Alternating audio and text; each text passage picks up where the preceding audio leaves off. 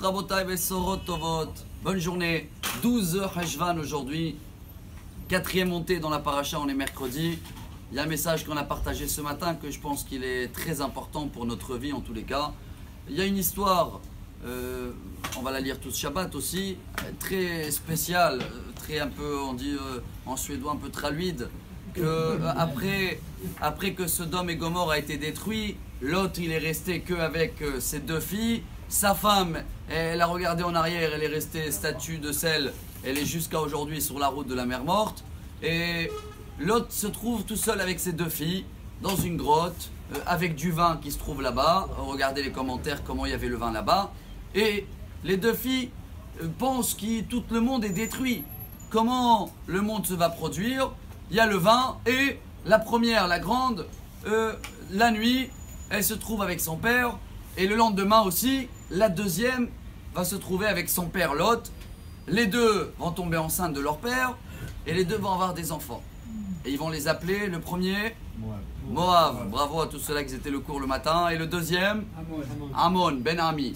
Ces 2 nations qui vont devenir des grandes nations après dans l'histoire. Moab est très important dans notre histoire. Car la première convertie est l'arrière-grand-mère du roi David. Et l'arrière-arrière-grand-mère de Mashiach, le Messie qui vient de la branche du roi David, c'est Ruth à Moavite. Alors, comment Mashiach sort d'une histoire comme ça? Et on a expliqué ce matin au nom du Ramchal, Rabbi Moshe Chaim Luzzatto, Zecher Tzadik Livracha, un très grand rabbin kabbaliste, il y a à peu près 270 ans en arrière. Et il nous explique, en donnant une petite métaphore, que quelqu'un qui voulait traverser le désert, il a un diamant. Dans le désert, il y a plein des kidnappeurs et des voleurs, etc. Qu'est-ce qu'il fait?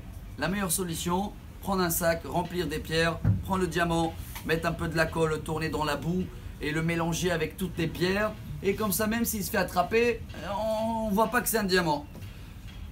Tout ce qu'on fait dans notre vie, tous les accusateurs qu'il y a, tout ce qui peut nous empêcher à nous de briller comme un diamant, quand des fois c'est caché, quand il y a une traluide autour de nous, vous inquiétez pas, c'est bien, comme ça les kidnappeurs ils ne remarquent pas, on arrive à traverser le désert et le diamant va briller. C'est pour ça que le chemin de Mashiach passe par là pour que personne ne va l'empêcher de venir très vite.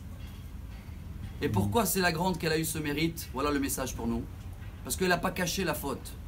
Elle a dit au cas où il y a des personnes dans le monde et j'ai fait un péché très grave avec mon père, je le nomme le petit Moab. En hébreu, il vient de mon père. La deuxième, elle a caché. Ben Ami, c'est mon peuple. Rien à voir avec mon père, je cache ma faute. Ce qui nous amène à le message du jour, qu'il est formidable. On le lit avant dans les Slichot. Mechasse peshav lo yatzliach. Si tu vas te rappeler de tes péchés, Hachem va les oublier. Si tu oublies tes bonnes actions, Hachem il va se rappeler. Bonne journée à tous. Amar Rabbi Elazar, Amar Rabbi